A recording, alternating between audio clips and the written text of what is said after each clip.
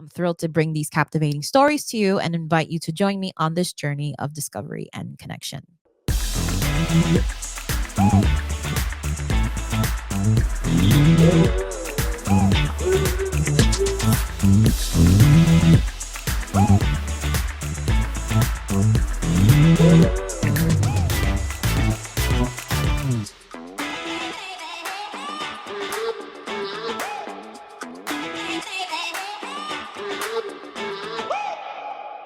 Hey everyone, it's Stephanie, and welcome to Sit Downs with Steph. Today on the podcast, she is a woman who wears many, many hats. She's a self-published author, speaker, blogger, and a mentor. She's also a holder of both the CFA, which is the Chartered Financial Analyst, and CAIA, which is a Chartered Alternative Investment Analysis designation. So she is busy. She is working in finance. She is actually working in Canada. That is where she resides in. And her first book, which we'll be touching upon today, is Discovering Your Identity, a rebirth from interracial struggle. Now, this is basically a really great reflection of her journey of being a third cultural kid. And I had the pleasure and the opportunity to read it. So I'm super excited to speak with her about that today. You know, she's also had another book, which is Marketing and Podcasting. I did not have a chance to read it because I was preparing for this meeting for today, but I had the great opportunity to read her other book as well. So welcome to the podcast, Urmi. So growing up as a third culture kid was pretty difficult because I always felt like I was not fitting in anywhere. I was pretty much going to a school that was predominantly Italian. Just there was a lot of Italian people. The school that I have attended or that I was part of, it was mainly Italian, a lot of Italian people, but there was like, for instance, a church inside. I would see like this church every morning when I would walk in. I would see nuns. There was a crucifix in the class. So I remember feeling like, okay, I don't understand what's going on. I don't know why these things are there, especially because I don't follow the same religion.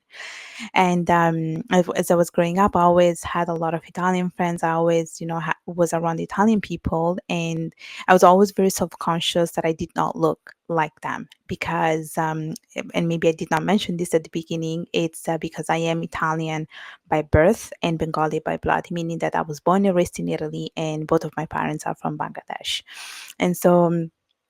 Outside of work, basically, I was pretty much surrounded by Italian people. But then when I would go back home, it was strictly my parents are very conservative, very strict. So, like, we just had to follow their rules. And it was all about, being traditional Bengali family. So there was a little bit of, contrast there where, like, there was a conflict where, yes, I did look Bengali, but then I did not feel Bengali completely. And so there was always this sort of like clash between the two cultures because I felt like I was not able to fit in anywhere. And there was a quote I have here that I thought it was like really amazing when I read this. And it says, I'm going to pull this up for you. Because Canada is my second home, I tell people that I am Italian by birth, Bengali by blood, and Canadian by law. So I really able to know where you stand in the world, whether if you're male, female, however you identify as gender and things like that. So I think it's very telling that when you're able to put that together in a quote. And I was like, yeah, she understood what's going on, but not many people understand what's going on in terms of their identity, which is so difficult to find sometimes.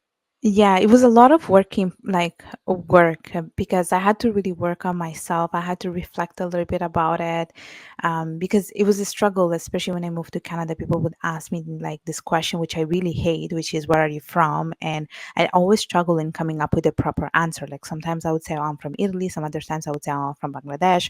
But then people would question it because whenever I would just say one thing, like let's say I would say I'm from Italy, people would look at me and be like, okay, but you do not look Italian. And then if I would say, oh, I'm from Bangladesh, then people would be like, okay, but why do you have such a strong, like Italian accent when you speak English? And so that was something that really triggered this whole process where I had to really understand myself. But it was a lot of inner work, thinking about what kind of clothes that I wear, thinking about what languages do I use, thinking about what food do I like, what food do I eat most of the time. Because now, for instance, like I speak, let's say Italian with my sister, with my parents, with my friends, and then with other people, I speak Bengali. And this is what there were like these little cues that made me realize that, okay, like this is what I am, this is who I want to be. And I realized that I was incorporating both cultures, or both cultures were part of me on a regular basis, but I was never paying attention to it until I started to think more and more about them. this. And this is why I always say I am Italian by birth and Bengali by blood, because I think it really encapsulates the person that I am. And you know what it is about, what's so funny about that is because they're trying to fit you in a box. And I Right. think that's the unique thing about identity. You cannot fit yourself in a box because everybody's so different, different cultures, different. I mean, there's so many variations of how one sees themselves. So for you to tell me I can't enjoy certain things, it's very limiting. So, it's Yeah, and I don't like this concept of like fitting someone in a box. It's like I like to think about creating your own box, which is better rather than fitting, because I feel like society absolutely. is built on that. Like we're all meant to perform a role. We're all meant to be, thinking a box, being part of a box, and I don't like that. Like I like to do the unconventional. And this is something that's amazing. This is what makes me me.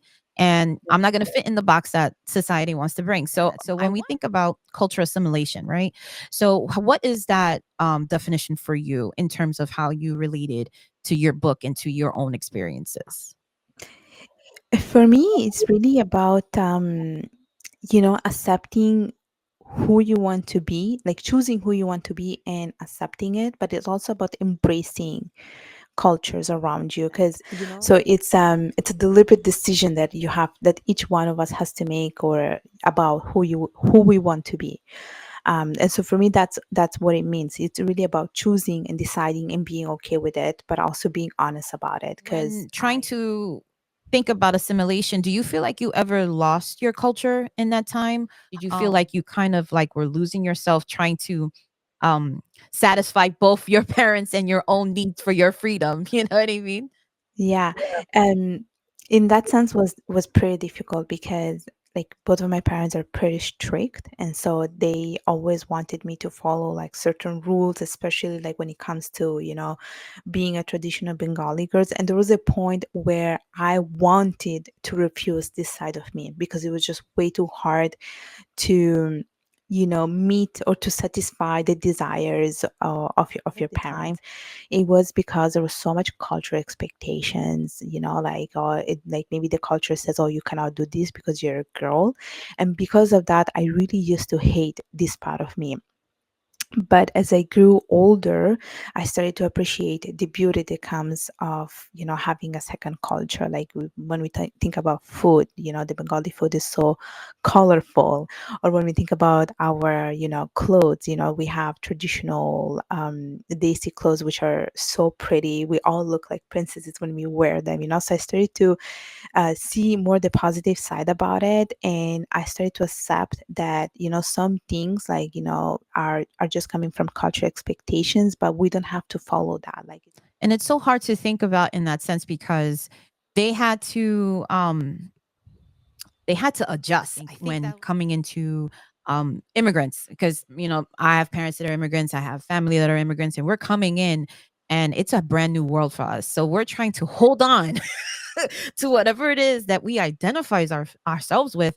So it's so difficult that we want to kind of impart to our kids and our future generations to say, hey, listen, this is what we need to do. And this is what in order to obtain this and maintain this. And, it's very difficult because there's a balancing act that's going on, and not everybody's happy.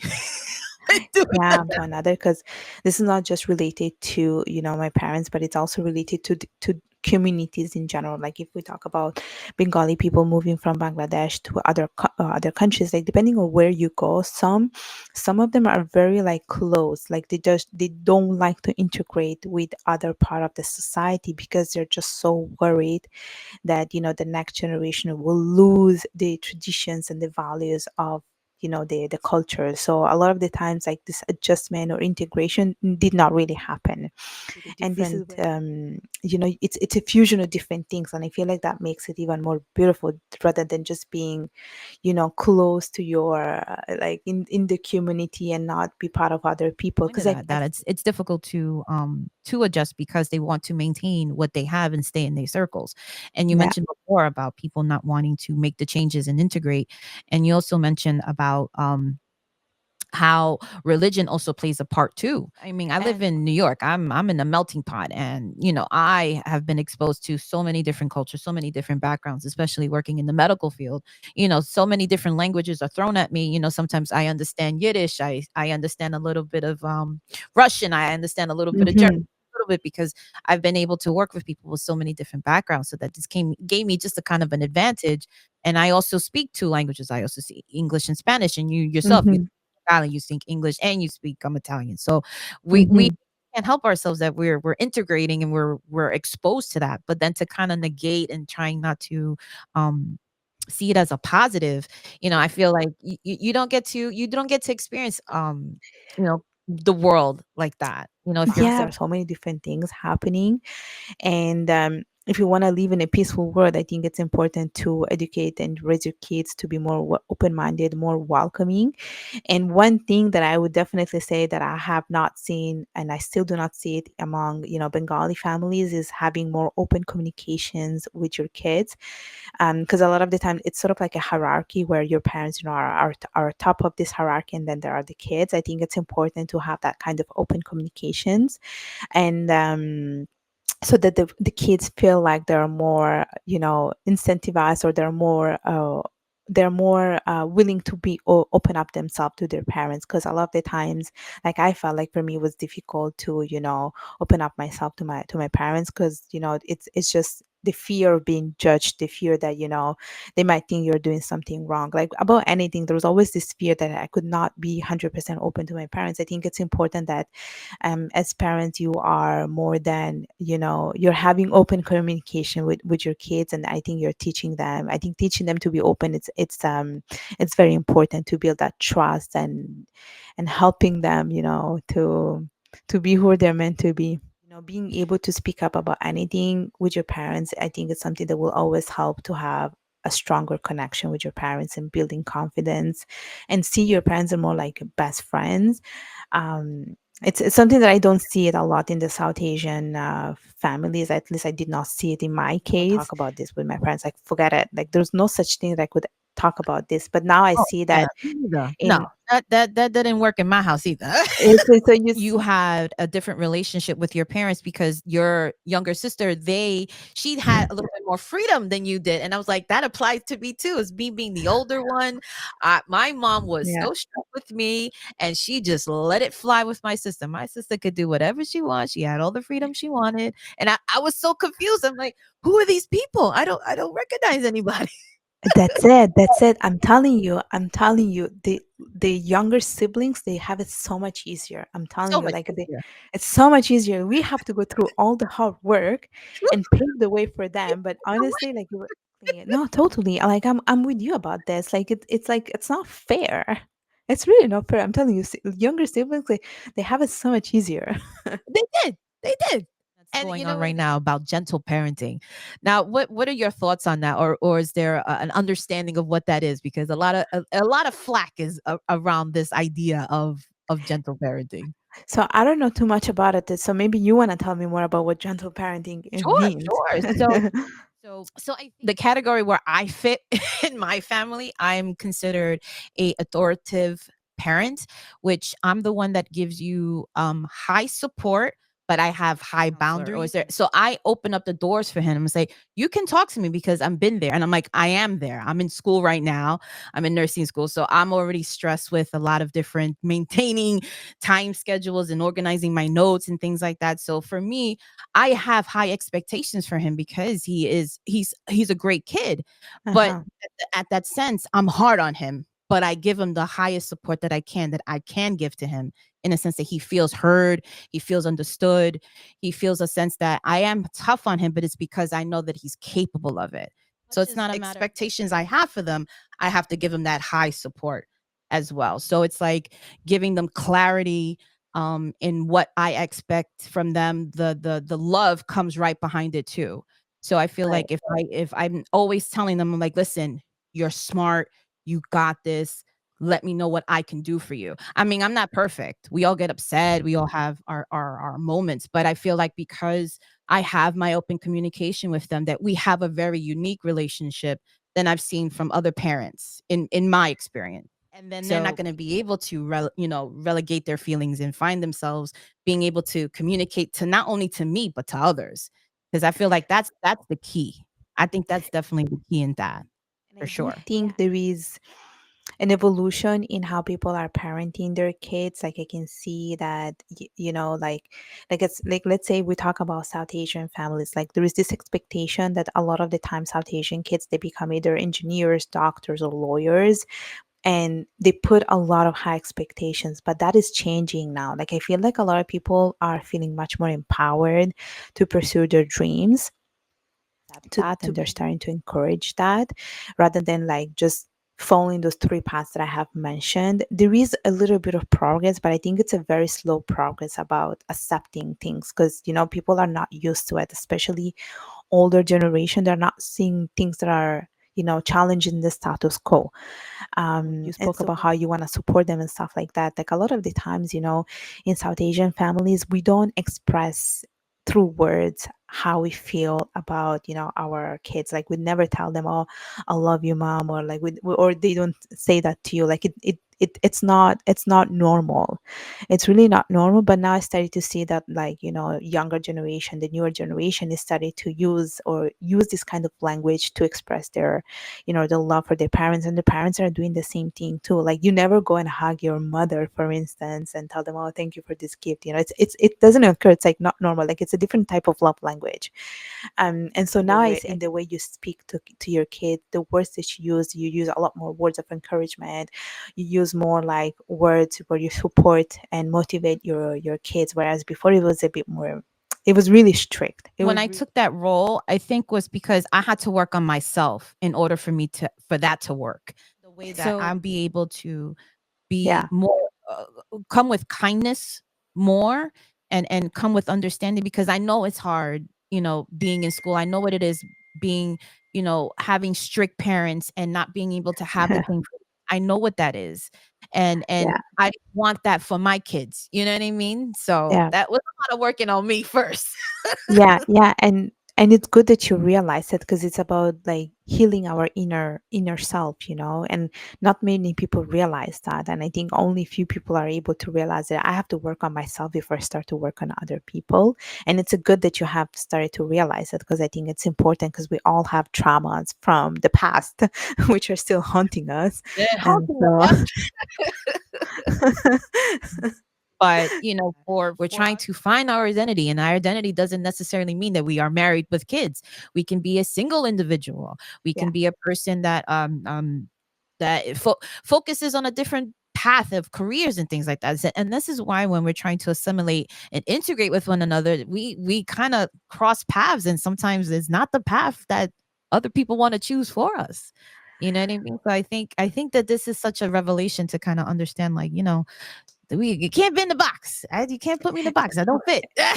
yeah. Because of that, a lot of the times is I feel like it's hard for people to build or find your identity, because I mean, projects. I know you're busy, busy, busy. I know you have so many things going on. I'm always busy, always busy. um Currently, well, I'm doing a lot of like mentoring work with a different organization. There is a third organization that we did not mention at the beginning, which is called Empower M. And this organization is based in Ottawa, and they provide mentorship program, and I've been part of this program for the past 4 months. And of course, with Family Influence, which is the organization where I serve as a campaign manager, for Family Influence, we have a lot of things going on, a lot of workshop and events that we want to plan. And then, of course, I'm still part of the Women in Leadership organization, but I still do a lot of Instagram lives, and I invite people from all over the world to do these lives. Do that, and I will still do that. I just wanted to really thank you for coming on with me today, and thank you for coming on the podcast, sharing your insight, especially your story. Is there anything else that you would like to impart into the audience for today? um, Definitely, my message will be that when you don't find a seat at the table, you create that seat. So that would be my message. Message is well received. All right. Thank you so much for being part of the podcast. I thank you so much. Thank you. This is Stephanie with Sit Downs with Steph, and reminding you that there is nothing more important than family, and we are here to remind you. Take care of everybody, and we'll see you on the next one.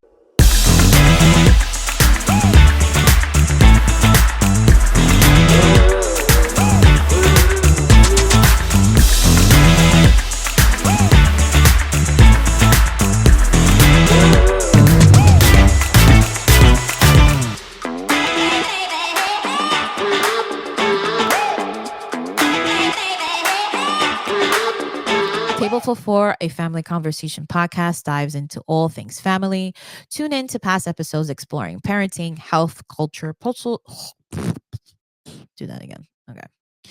Find Table for Four on all major platforms, including Spotify, Apple, iHeartRadio, and Amazon, Audible, or wherever you listen to podcasts. Again,